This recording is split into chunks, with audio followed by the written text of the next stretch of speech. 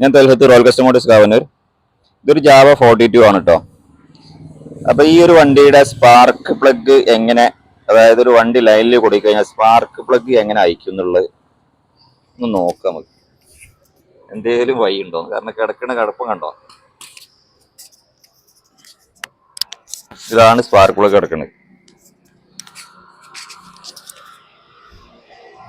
ഇതാണ് spark plug. ഇപ്പൊ വഴി കുടുങ്ങി ഒന്ന് പ്ലഗ് ഒന്ന് നോക്കി ക്ലീൻ ചെയ്യണോ, പ്ലഗ് എടുക്കണോ എന്നൊക്കെ നോക്കിയിട്ട് അത്യാവശ്യം എന്തൊക്കെ സ്റ്റാർട്ടിങ് പ്രോബ്ലംസ് ഒക്കെ വന്നു കഴിഞ്ഞാൽ നോക്കാൻ അയക്കണമെങ്കിൽ ഈ സീറ്റ് അയക്കണം, ഈ ടാങ്ക് പൊക്കണം. പൊക്കിയാൽ തന്നെ സാധനം പൊങ്ങി കിട്ടാൻ ഒരു 1.5 പാടുവാണ്. ഇത് നോക്കട്ടോ, നമ്മളെ റോയൽ എൻഫീൽഡ് എന്ന് പറഞ്ഞ ബ്രാൻഡിനെ പൊട്ടിക്കാന്ന് പറഞ്ഞ ഇറക്കിയ സാധനമായി ജാവ. അപ്പൊ അവര് പൂർണ്ണമായി റെട്രോ സ്റ്റൈൽ എന്ന് പറഞ്ഞ 1.5 റെട്രോ സ്റ്റൈലാണ് കീപ്പ് ചെയ്ത് കേട്ടോ.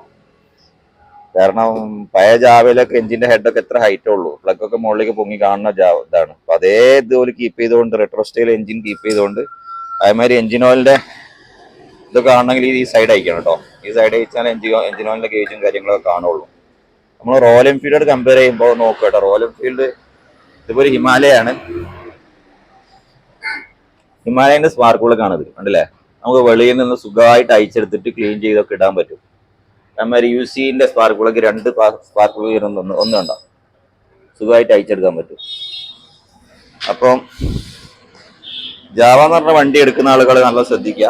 കാരണം അത് സർവീസുമായിട്ട് ബന്ധപ്പെട്ടുള്ള കാര്യങ്ങളാണ് വലിയ വിഷയമായിട്ട് വരും കേട്ടോ. സാധാരണ ഡോക്ടർ ഏത് വർഷത്തിൽ കയറ്റി കഴിഞ്ഞാൽ പെട്ടെന്ന് സ്പാർക്ക് പ്ലഗ് അയച്ചെടുക്കാനുള്ളതൊക്കെ ബുദ്ധിമുട്ടായിരിക്കും. ഞാനൊരു കാര്യങ്ങളെ ഒന്ന് ഇൻട്രൊഡ്യൂസ് ചെയ്യാനുള്ള അടിസ്ഥാനത്തിലാണ് വീഡിയോ എടുത്ത്. Thanks for watching.